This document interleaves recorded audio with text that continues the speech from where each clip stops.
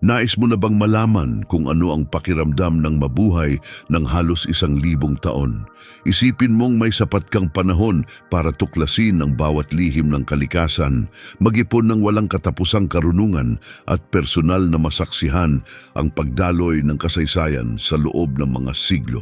Maaring tunog kwento ito mula sa hinaharap o pantasya, pero ito ang naging realidad para sa mga pinakaunang tao na nilikha mismo ng Diyos. Si Adan ay nabuhay ng 930 taon. Si Matusalem ay umabot sa hindi kapanipaniwalang edad na 969.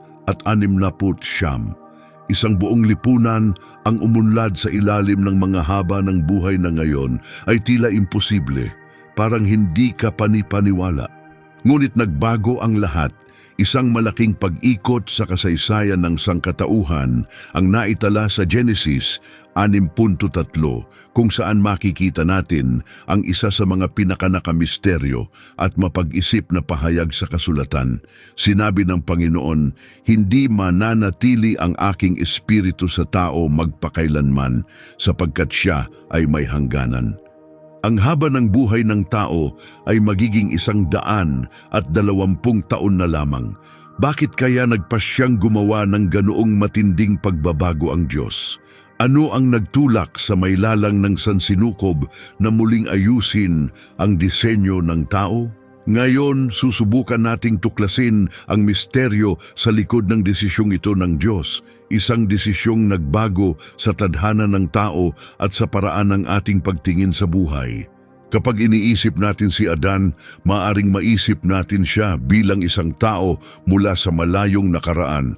Marahil ay inosente o walang kaalaman, nagsisimula palang unawain ang mundo sa paligid niya. Pero iba ang larawan ng Biblia. Siya ay nilikha ng mismong kamay ng Diyos, may perpektong isipan at talinong lampas sa sinuman sa kasaysayan. Hindi siya isang taong nanirahan lang sa kuweba.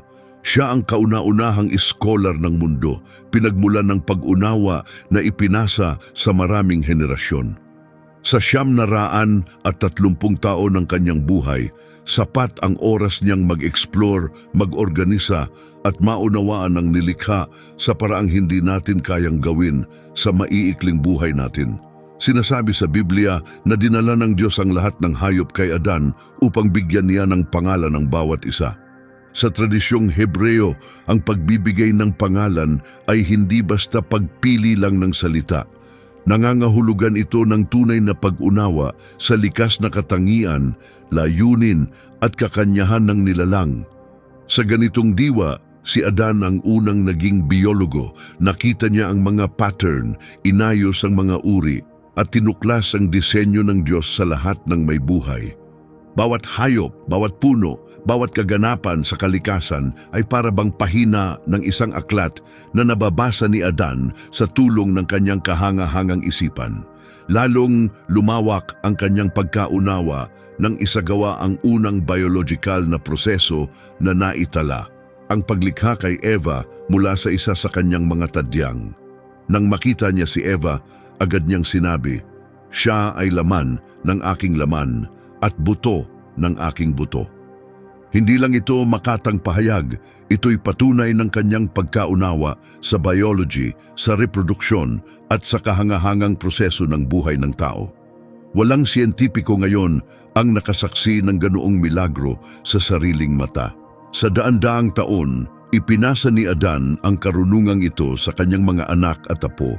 Nakaabot siya sa 8 henerasyon, tinuturuan sila tungkol sa mga lihim ng mahabang buhay, mga batas ng kalikasan at mga espiritual na kautusan ng Diyos. Ang pakikipag-usap sa kanya ay para bang pagbasa sa plano ng buong sansinukob. Ang kaalaman niya ay kumalat sa kanyang pamilya, bumuo ng pundasyon ng pag-unawa at imbensyon na wala ni isang panahon sa modernong mundo ang makapapantay. Nang pumanaw si Adan sa edad na 930, hindi lang isang tao ang nawala, isang buong mundo ng karunungan ang nawala. Gayunpaman, hindi nawala ang kaalamang ibinahagi ni Adan. Ito'y patuloy na lumago, ipinasapasa sa mga anak niya at sa mga sumunod na henerasyon na humubog sa isang mundo na umabot sa antas na napansin mismo ng Diyos. Pero kung ganoon karunong si Adan, ano ang nangyari sa mga sumunod sa kanya? Paano umunlad ang kanilang kaalaman hanggang sa muling pansinin sila ng may lalang? Isipin mong nabubuhay ka sa panahong hindi ka pa itinuturing na bata hanggat hindi ka umaabot sa edad na 200 at ang matatanda ay nabubuhay lampas sa 1,000. Ang bawat tao ay parang buhay na ensiklopedia, punong-puno ng daan-daang taon ng kaalaman, imbensyon at karanasan sa buhay. Ito ang panahon bago ang malaking baha, panahon sa pagitan ni Adan at Noe kung kailan napakahaba ng buhay ng mga tao.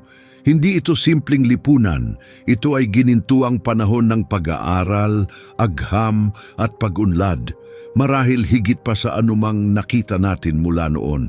Isipin mo ang mga kamangha-manghang haba ng buhay. Si Adan ay nabuhay ng 930 taon, si Set ng 912, si Enos ng 905, si Kenan ng 910, si Mahalalel ng 800 at 75, si Jared ng 800 at 75, si Metusela ng 800 at 75, si Lamech ng 800 at 35, si Noah ng 800 at 35, si Shem ng 800 at 35, si Arfaksad ng 800 at 35, si Salah ng 800 at 35, si Eber ng 800 at 35, si Peleg ng 800 at 35, si Reu ng 800 at 35, si Serug ng 800 at 35, si Nahor ng 800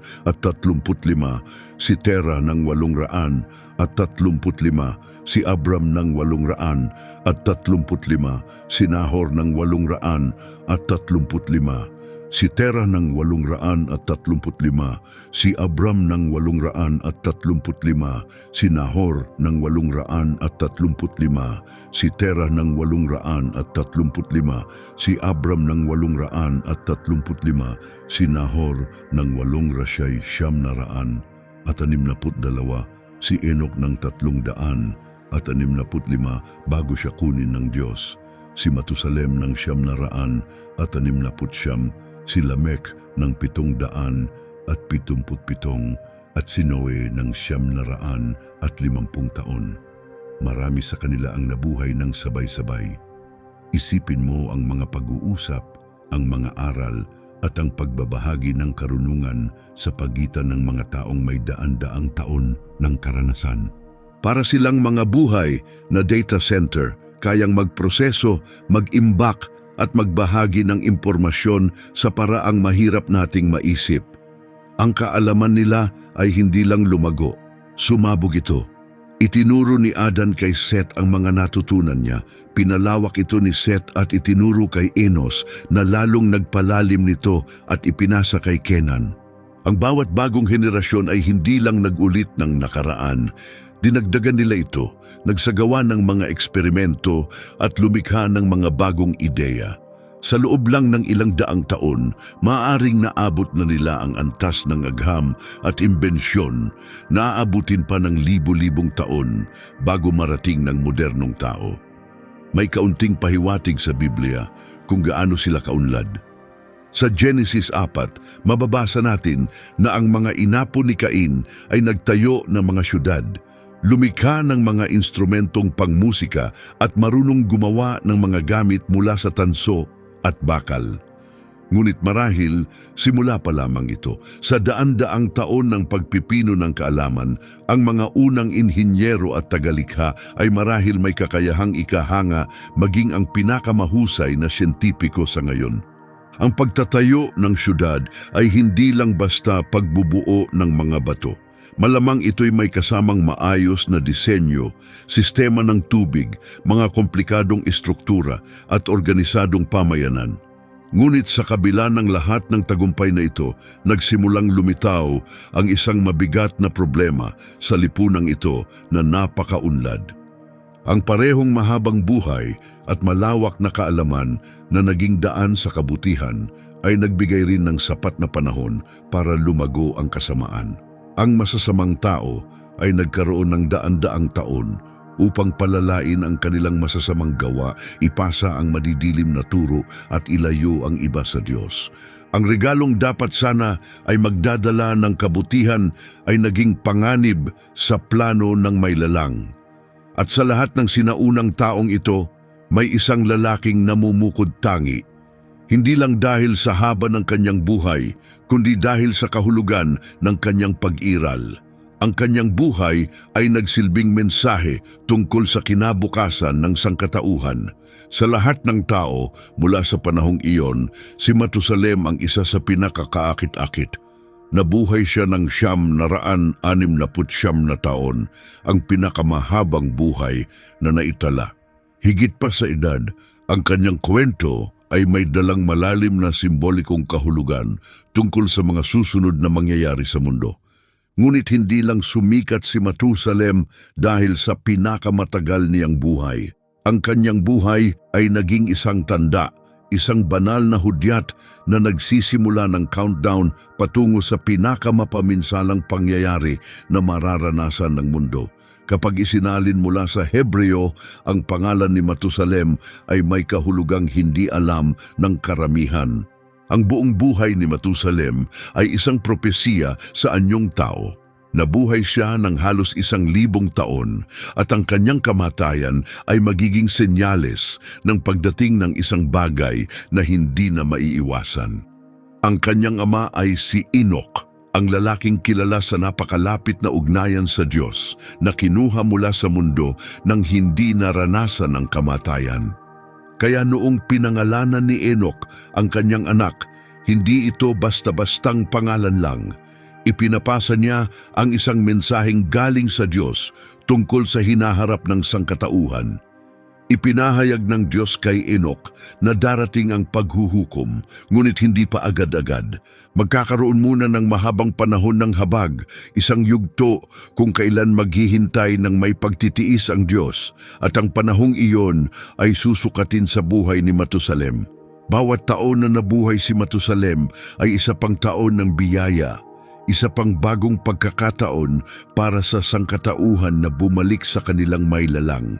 Para bang nagsimula ang Diyos ng 900 at 69 na taong timer, isang huling bintana para sa pagbabago at pagtubos. Sa daan-daang taon, lumakad si Matusalem kasama ng mga tao bilang isang buhay na tanda. Lahat ng nakakaalam sa kahulugan ng kanyang pangalan ay alam din kung ano ang tinutukoy nito. Ang paghuhukom ay paparating. Isipin mo ang pakiramdam ng mamuhay malapit sa isang taong ang pangalan ay literal na nangangahulugang kapag siya'y namatay, mangyayari ito. Bawat araw na gumigising si Matusalem ay paalala ng awa ng Diyos.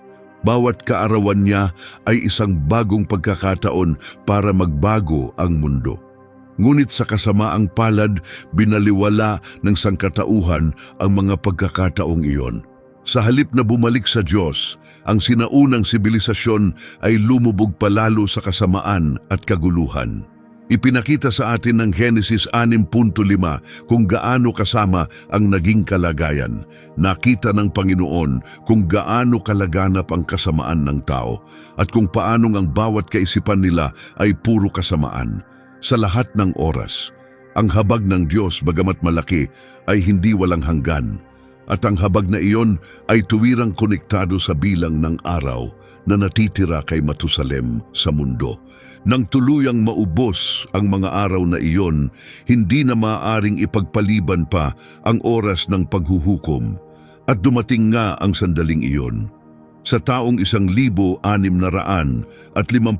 mula sa paglikha, pumanaw si Matusalem sa edad na 969. At sa mismong taong iyon, tulad ng babalangdala ng kanyang pangalan sa halos 1,000 taon, ang tubig baha ay tumabon sa buong mundo. Hindi ito basta aksidente, ito ay eksaktong katuparan ng isang pangakong ibinigay ng Diyos noon pa man. Ang kamatayan ni Matusalem ang nagtapos sa panahon ng biyaya. Tapos na ang countdown. Bago siya lisanin ng mundo, tinupad muna ni Matusalem ang huli niyang misyon. Ipinasa niya ang napakalawak na kaalamang naipon niya sa kanyang mahabang buhay sa kanyang apo na si Noe, ang karunungang iyon.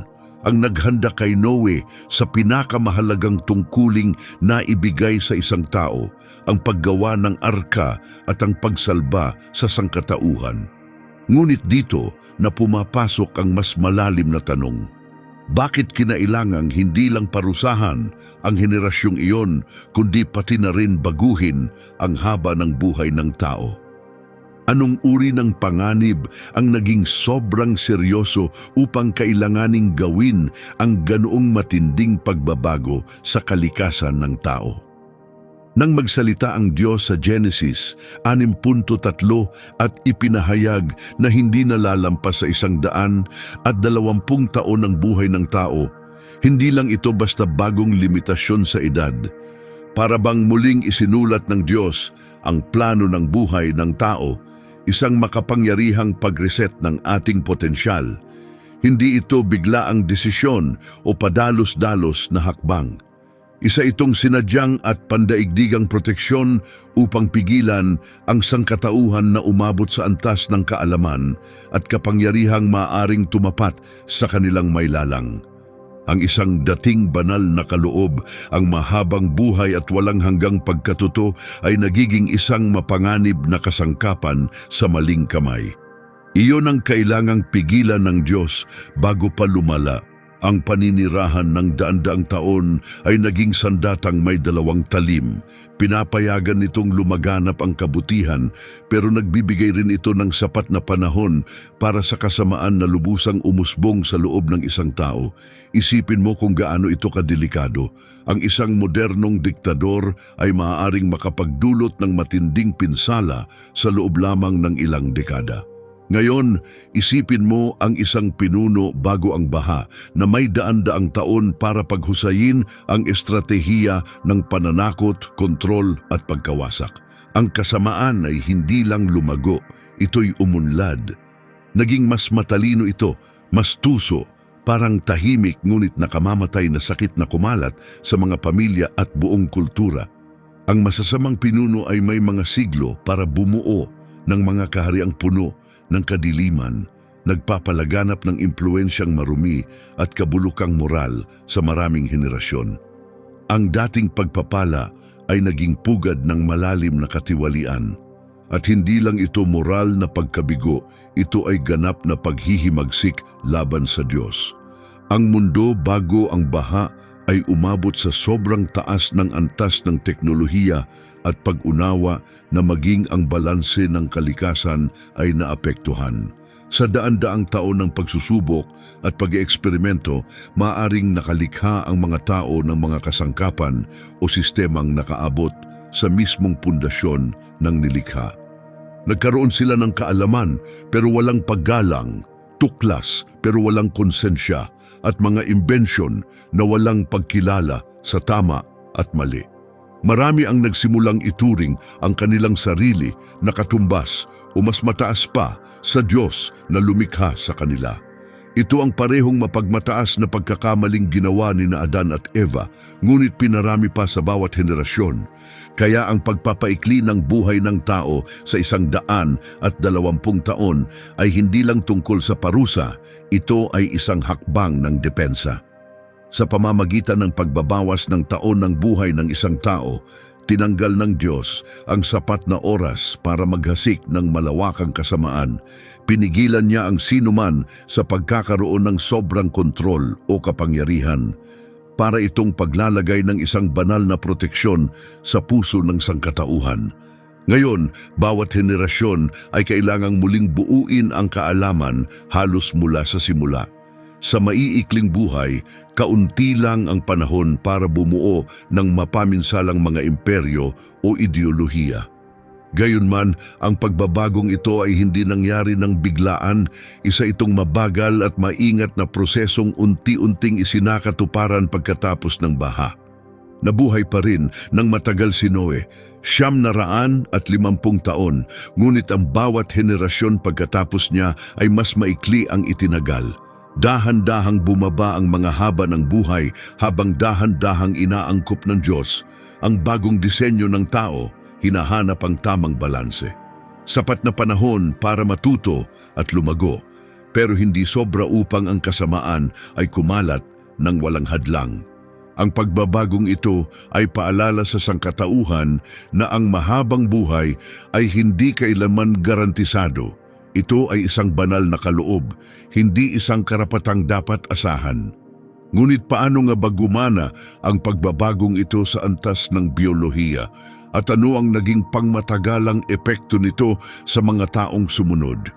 Ang baha ay hindi lang paghatol mula sa Diyos. Ito ang pinakamahalagang biological reset sa kasaysayan ng sangkatauhan. Pagkatapos na tuluyang mawala ang tubig baha at makatapak si Noe sa tuyong lupa, hindi lang ang kanyang pamilya ang dala niya. Bit-bit niya rin ang reset code para sa panibagong lahi ng tao. Nagpakilala ang Diyos ng isang bagay na maaari nating ituring na isang banal na programa na dahan-dahang nagpapapaikli ng buhay ng tao ng sadya. Inihahanda ang bagong yugto ng kasaysayan.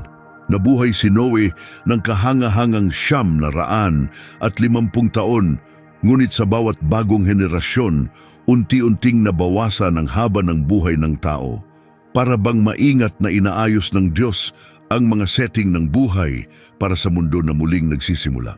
Ang mga anak at apo ni Noe ay nakaranas ng mas maiikling buhay, ayon sa isang tiyak at pantay-pantay na pattern na parabang may makalangit na kalkulasyong umaagabay sa haba ng buhay ng bawat isa. Noe, 950 taon, Semeryos 6 ng gagong taon, Arpaksad, 438 taon. Sila, 433 taon. Eber, 464 taon. Peleg, 239 na taon. Reu, 239 na taon. Serug, 230 taon. Nahor, 148 taon. Tera, 205 taon. Abraham, 175 taon. Hindi ito basta random, ito ay isang sunod-sunod na pagbabago, isang sinadyang pagpapapaikli na nagpapakita kung paanong maingat na hinuhubog ng Diyos ang sangkatauhan sa mismong antas ng kanilang mga gene. Sa bawat henerasyon, kaunti ang nababawas sa buhay, parang banal na orasan na isinet sa tamang bilis upang sumulong ang plano ng Diyos. Ang pagbabagong ito sa buhay ng tao ay may tunay na kahulugan. Hindi lang ito simbolo. Tumulong ito upang mas mapabilis ang plano ng Diyos para sa kaligtasan ng mundo, pinapabilis ang oras para sa pagdating ng ipinangakong tagapagligtas. Gumawa rin ito ng parang salaan. Sa mas maiikling buhay, mas kaunti ang tsansa para sa kasamaan at pagkasira mula sa panahon bago ang baha na muling lumalim. Bawat henerasyon ay binigyan ng panibagong pagkakataon upang maging mas mabuti. Para bang ni-restart ng Diyos ang sistema, nag-install ng mas ligtas at matatag na bersyon ng sangkatauhan. Bukod pa rito, ang pagbabagong ito sa tagal ng buhay ng tao ay nagbago rin sa takbo ng kapangyarihan sa loob ng pamilya at lipunan. Bago ang baha, ang isang tao ay maaaring mabuhay ng sapat upang maimpluwensyahan ang maraming henerasyon. Ngunit ngayon, sa mas maikling buhay, nawala ang ganitong uri ng kontrol. Mas mahirap na para sa mga tiwaling pinuno o mapanganib na lider na makabuo ng makapangyarihan at pangmatagalang dinastiya. Ang pinakakamangha-mangha marahil tungkol sa reset na ito sa genes ng tao ay kung paano nito inihanda ang daan para sa pagdating ng Mesiyas. Ang sinadyang pagpapapaikli ng buhay ay humubog ng isang espesipikong takdang oras. Pinapantay ang bawat henerasyon sa mga sinaunang pangako tungkol kay Kristo. Para bang inayos ang orasan ng sangkatauhan upang matiyak na ang bawat bahagi ng plano ng Diyos ay mangyayari sa tamang oras. Ang mas mabilis na takbo ng buhay ay nagbigay daan para sa mga pangakong ibinigay kina Abraham, Isaac at Jacob na matupad ayon sa schedule na bubuo ng linya na magdadala sa kapanganakan ng anak ng Diyos. Ngunit higit pa roon ang plano ng Diyos. May isang nakatagong sistema, isang uri ng numerikal na pattern na naka-embed sa linya ng pamilya ng Mesiyas. Ang listahan ng mga pangalan sa Mateo Kabanata 1 ay hindi lang simpleng talaan ng mga ninuno. Bawat pangalan, bawat koneksyon ng ama at anak ay tila sumusunod sa isang banal na kaayusan, nagpapakita ng isang tahimik ngunit perpektong disenyo sa likod ng bawat henerasyon. Ang tahimik na paggabay na ito ay umaakay sa lahat patungo sa eksaktong sandali ng pagdating ng kaligtasan sa mundo. Nang inayos ni Mateo ang talaan ng pamilya ni Jesus sa 3 grupo ng 14 na henerasyon, mula kay Abraham hanggang kay David, mula kay David hanggang sa pagkatapon at mula sa pagkatapon hanggang kay Jesus, hindi lang niya ito ginawang madaling tandaan. Ipinapakita ng estrukturang ito ang isang mas malalim na pattern na pinatutunayan si Jesus bilang ang ipinangakong Mesiyas. Hindi pinili ng basta-basta ang bilang na 14. Sa alpabetong Hebreo, ang pangalan ni David ay may kabuuang halaga na 14, kaya't ang buong talaan ay konektado sa pinakatanyag na hari ng Israel. Kaya ang bawat henerasyon ay hindi lang kwento, may espiritual at simbolikong kahulugan din ito. Ngunit hindi doon natatapos ang pattern. Ang 3 grupo ng 14 ay umaabot sa 42, isang bilang na puno ng banal na kahulugan. Ang bilang 3 ay madalas kumakatawan sa pagiging perpekto sa kasulatan. At kapag pinarami ito sa bilang ni David, lumalabas ang 42, isang kabuuan na lumilitaw din sa mga propetikong pangitain bilang sagisag ng itinakdang panahon ng Diyos. Sa kabila ng digmaan, sakit, pagkatapon at kaguluhan, nanatiling buo ang bloodline. Sa paningin ng tao, imposibleng tumagal ang isang linya ng pamilya ng 2,000 taon at manatiling buo ang mga tala. Pero sa paggabay ng Diyos, nabuhay ito. Mas kapansin-pansin pa ang mga pangalang piniling hindi isama ni Mateo.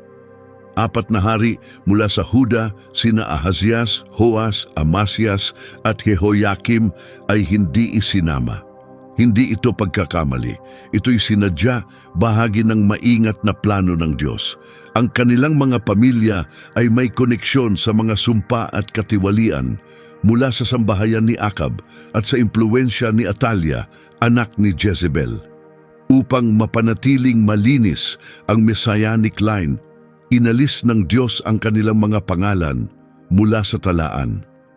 Ito ay parang banal na pag-edit sa puno ng pamilya na nagpapakita ng kapangyarihan ng Diyos sa genes at lahi. Kahit noong panahon ng pagkakatapon sa Babylonia, nang halos lahat ng pamilya ay nawala ang kanilang pagkakakilanlan, nanatili ang linya ni David. Sa kabila ng maraming taon ng pagkabihag, nanatiling buhay ang kasaysayan ng pamilya na humantong kina Jose at Maria, isa pang malinaw na tanda ng paggabay at disenyo ng Diyos. Hindi lang ito tungkol sa pagsisikap ng tao, para bang may perpektong kopya sa langit ng pinakamahalagang tala sa kasaysayan. At ang tunay na kamangha-mangha sa pattern na ito ay kung paano ito konektado sa itinakdang 100 at 20 taong haba ng buhay ng tao ayon sa Diyos. Sa pamamagitan ng pagpapaikli ng buhay sa isang planado at tuloy-tuloy na paraan, nilikha ng Diyos ang perpektong takbo para sa 42 henerasyon na dumating sa eksaktong oras na kailangan nila. Tinutupad ang propesiya sa tamang panahon. Kung nabubuhay pa rin ang mga tao ng 900 taon, masyadong kaunti sana ang magiging henerasyon. Kung 30 o 40 taon lang, masyado namang marami. Pero sa pagpili ng haba ng buhay mula 70 hanggang 120 taon, inayos ng Diyos ang ritmo ng kasaysayan ng sangkatauhan, isinasaayos ng perpekto ang daan para sa pagdating ni Kristo. Ang takdang oras na ito ay hindi lang isang kagiliw-giliw na bahagi ng nakaraan.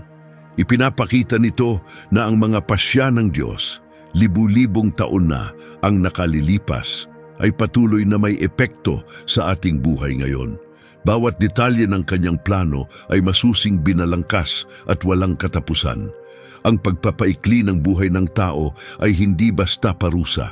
Ito ay isang banal na plano, maingat na isinagawa upang protektahan tayo mula sa kapahamakan at upang mapabilis ang plano ng Diyos para sa ating kaligtasan. Mula kay Adan na unang lumakad sa nilikha ng Diyos hanggang sa mga taong nabuhay bago ang baha na nagkamit ng mapanganib na kaalaman, mula kay Matusalem na nabuhay ng 900 at 69 na taon bilang isang tanda ng paparating na kaganapan, hanggang sa reset na dumating pagkatapos ng baha. Lahat ng ito ay may layunin. Lahat ay tumuturo sa pagdating ni Jesus. Ang kanyang talaan ng mga ninuno ay nagpapatunay na ang kanyang kapanganakan ay hindi aksidente. Ito ay bahagi ng isang mahaba at maingat na plano kung saan bawat henerasyon, bawat anak at bawat pasya ay may layuning maghatid ng kaligtasan. Sa panahon ngayon, sa ilalim ng 120 taong limitasyong itinakda ng Diyos noon pa man, ang iyong buhay ay isang mahalagang at limitadong pagkakataon upang maisabuhay ang layuning ibinigay niya sa iyo. Bawat araw ay isang kaloob mula sa itaas. Bawat taon ay isang pagkakataon upang lumakad ayon sa kwentong isinusulat ng Diyos. Ang parehong karunungan na nagpapaikli ng buhay upang protektahan ang sangkatauhan ay siya ring nagbigay sa atin ng tamang haba ng panahon upang makilala ang Diyos, maniwala kay Jesus at mag-iwan ng pamana na may kabuluhan.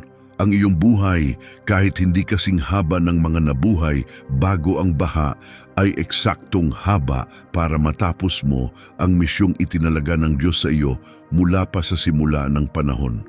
Ang 120 taong limitasyon ay hindi isang parusa, ito ay isang kasangkapan ng biyaya. Idinisenyo upang makilala mo ang Diyos, maranasan ang kanyang pag-ibig at maisabuhay ang iyong panawagan. Bawat umagang ikaw ay nagigising ay isang kaloob mula sa langit.